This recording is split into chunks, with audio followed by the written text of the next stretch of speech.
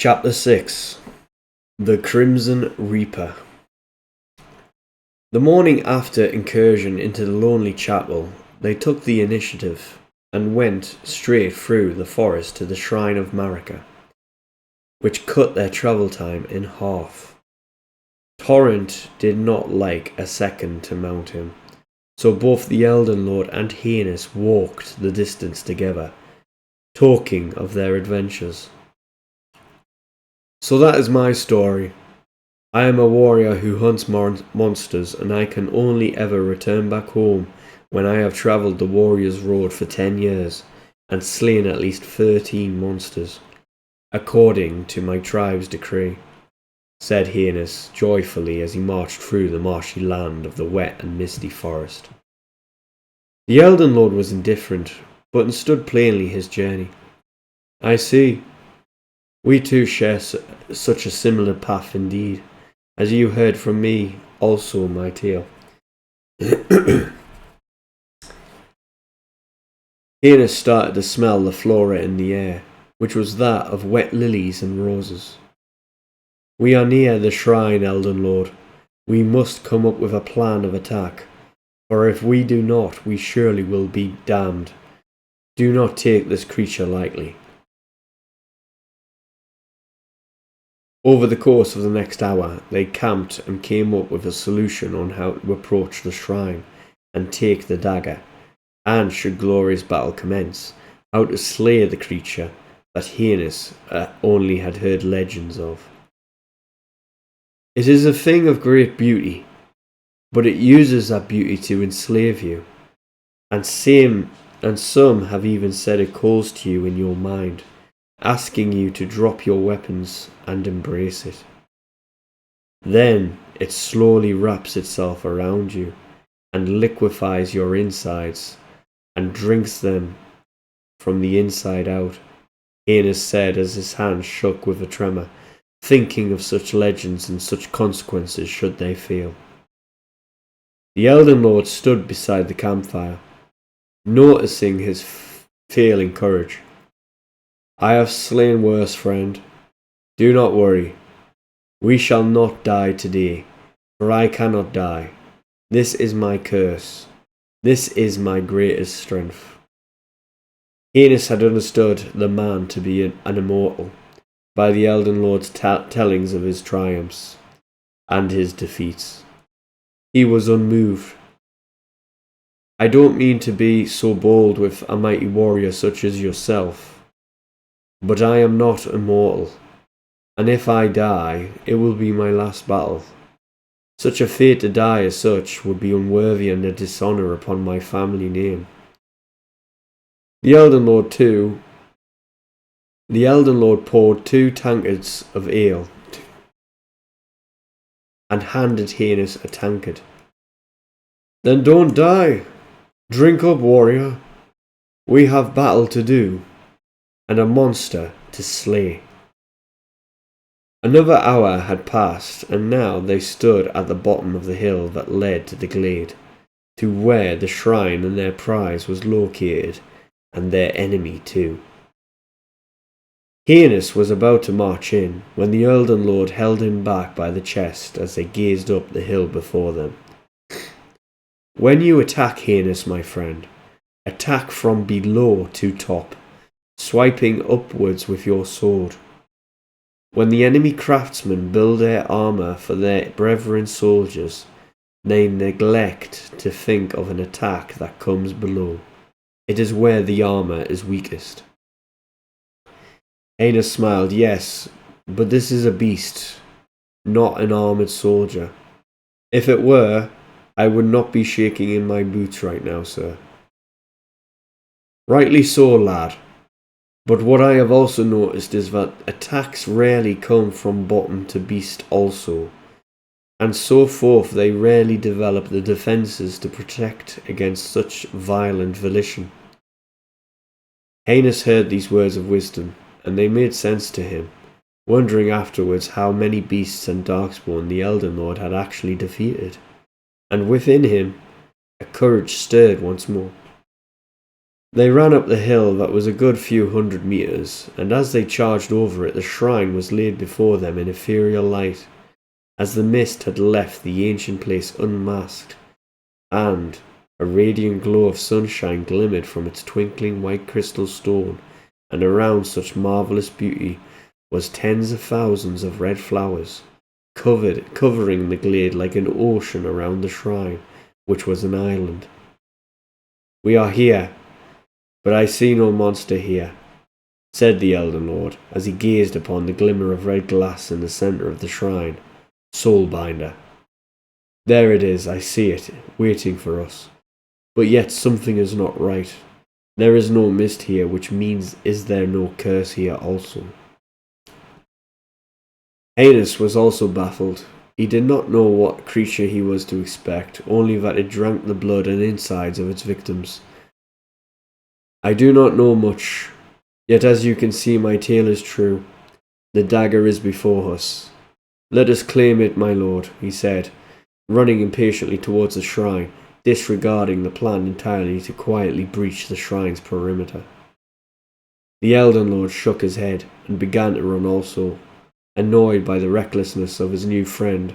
Then suddenly a large horn-like murmur echoed the air, and tens of thousands of butterflies in crimson red leapt out of the sea of flowers and encircled the heroes, shortly before disappearing out from the sunshine and into the misty outskirts, where a minute later it appeared, the Red Reaper.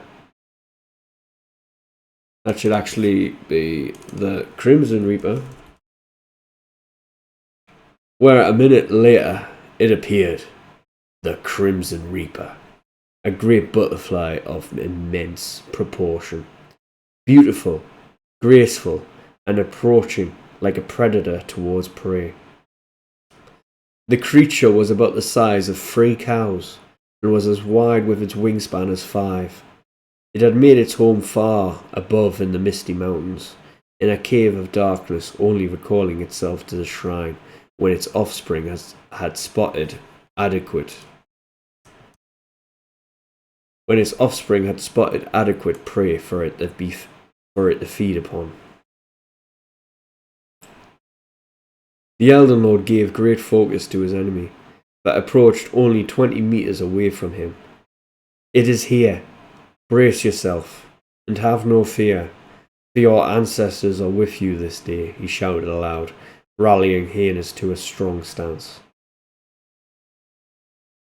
Then the Crimson Reaper stopped. It began to flutter its wings, and magical light was cast from them also, dazzling and mesmerizing the duo, as a voice in their mind called to them, whispering of no harmful intent, and requesting to embrace a peaceful exchange.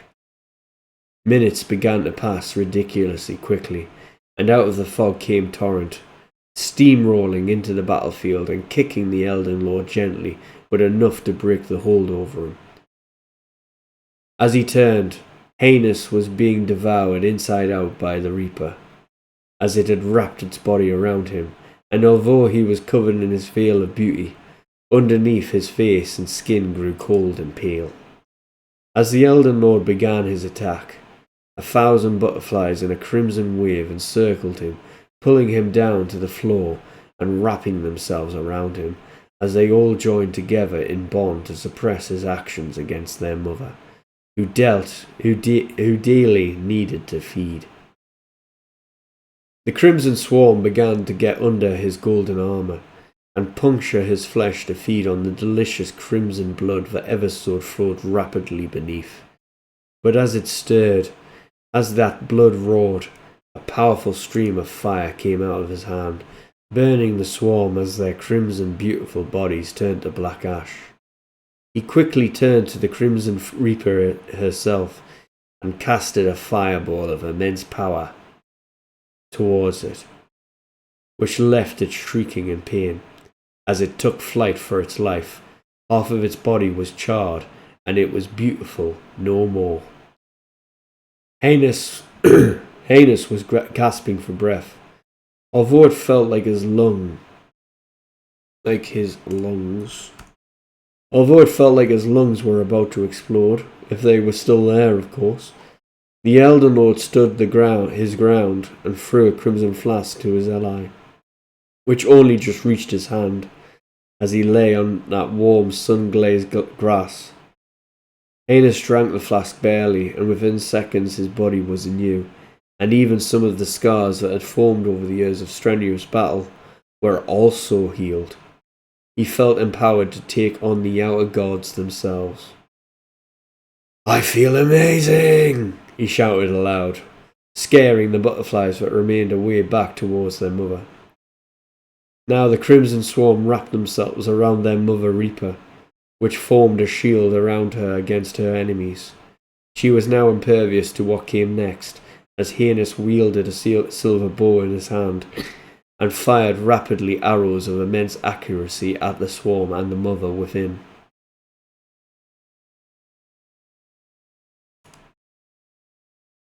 The Elden Lord ran to the outer edge of the glade and casted a great fireball again and again and again as he ran through the outskirts, using trees that encircled the glade like a wall for cover. The fireballs destroyed many of the swarm, and now there was a hole in their fleshy shield, to which Haines exploited greatly, impaling the Reaper with arrow after arrow after arrow as it began to bleed profusely. 3 more fireballs were given, and the swarm was now no more. The great butterfly shrieked in anguish as its offspring had died, and began chase towards Haines, who now also began to run, fearing its scourge. He ran out of breath. He ran out of breath, but still he ran for his very life towards the shrine for cover. "If you are going to do something, do it quickly," he shouted with immense fear, as it began to bear down on him. With quick and resolute action, the Elden Lord mounted Torrent and rushed to aid his ally, all according to plan.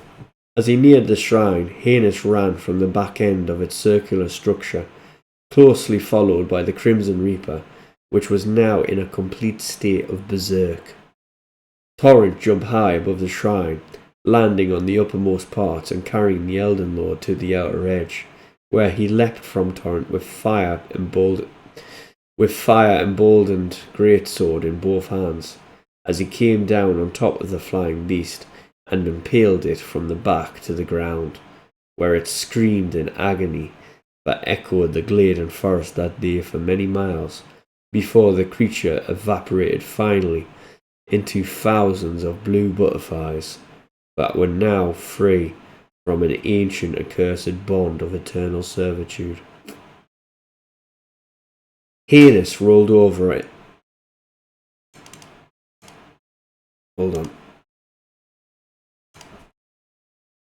Haines rolled over on the grass, crushing numerous red flowers under him as fatigue and exhaustion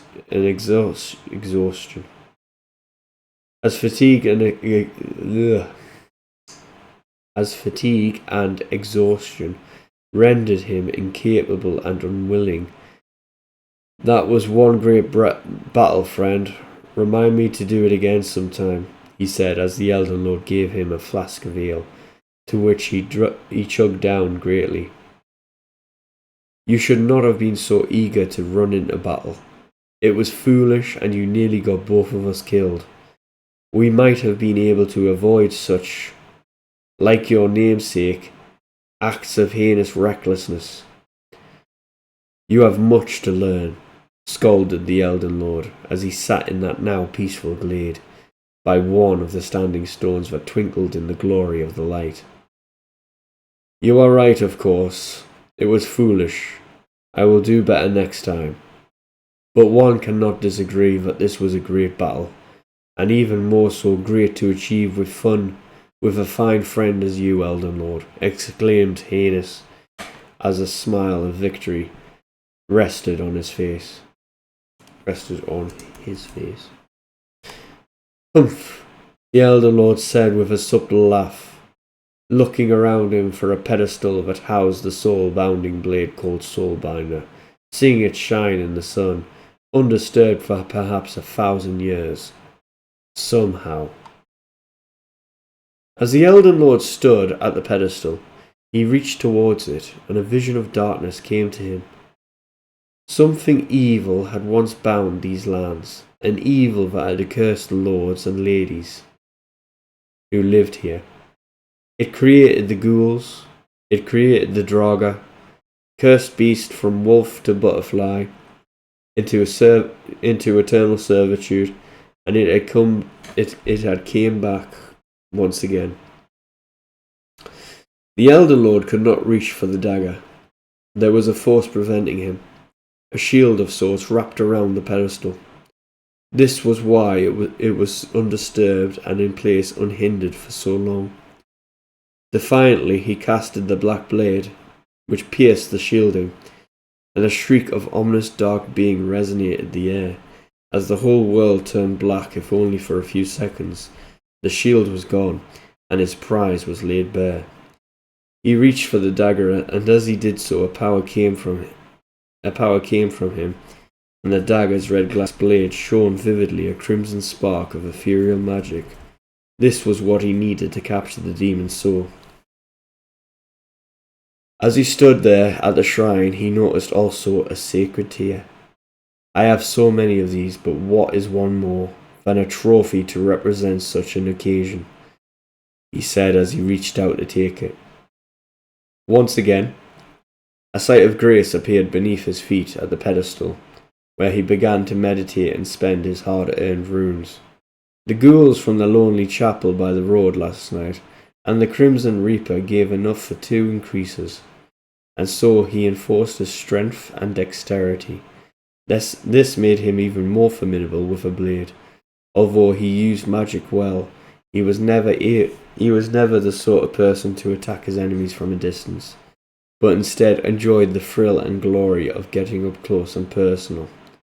Yet, perhaps I should level up my mind, faith and arcane next time around, he thought to himself.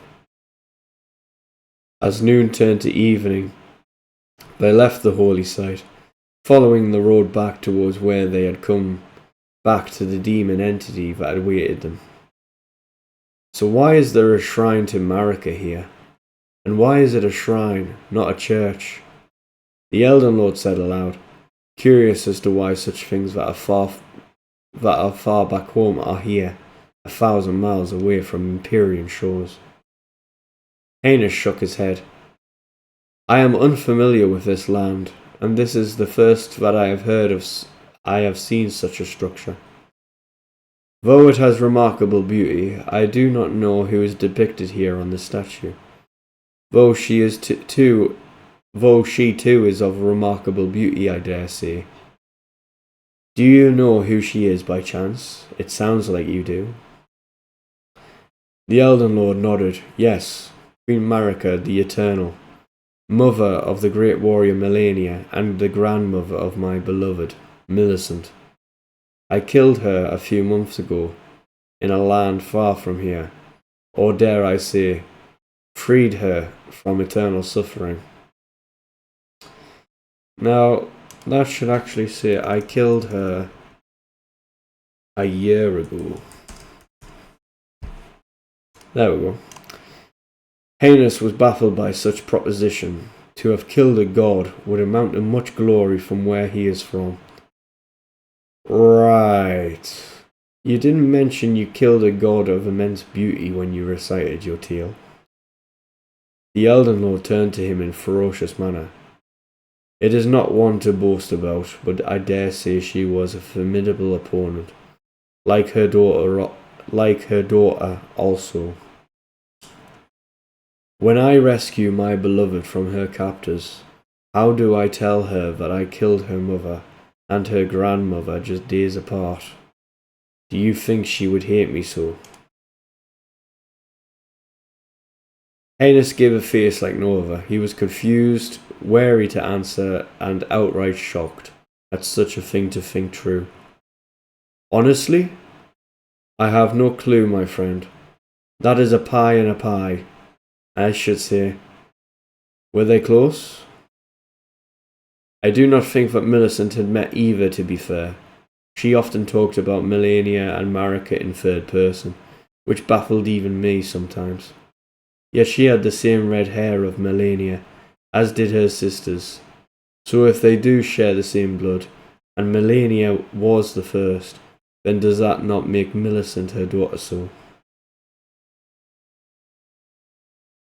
Haines scratched his head, dizzy from the juggling logic and fact. Aye, 'tis so, I guess. Though it would not make her the best mother to not know her daughter so. Quite right, it is an odd affair. I am hoping she will take it well. Do you think her mother is in there too? Waiting for you for revenge? Nay, I doubt so to be true. Melania died with honour and glory in battle. One thinks that perhaps she was too eager to free herself from the pain of the rot. However, now that I think about Melania, her beauty radiated inside and out of Millicent too. I have no doubt that Melania was her mother. Well, it sounds to me that if you faced her in honourable battle, Millicent might look favourably on you, knowing you saved her mother from an eternal battle with an unholy manifestation that devoured her body for so long. I would think kinder words upon yourself, Elden Lord. Quite right, lad. I shall put it to rest and charge my energy for our next unfortunate foe. The Elden Lord, Torrent, and Haines travelled down the ancient black-stoned road, as the trees rustled with a gentle breeze, and the mist cleared from the land surrounding. Another part of the island was now free from the mist, and sunshine gleamed again on green leaves and crystal blue rivers, where the fish danced across stone and dike. Thank you for listening. See you in the next episode.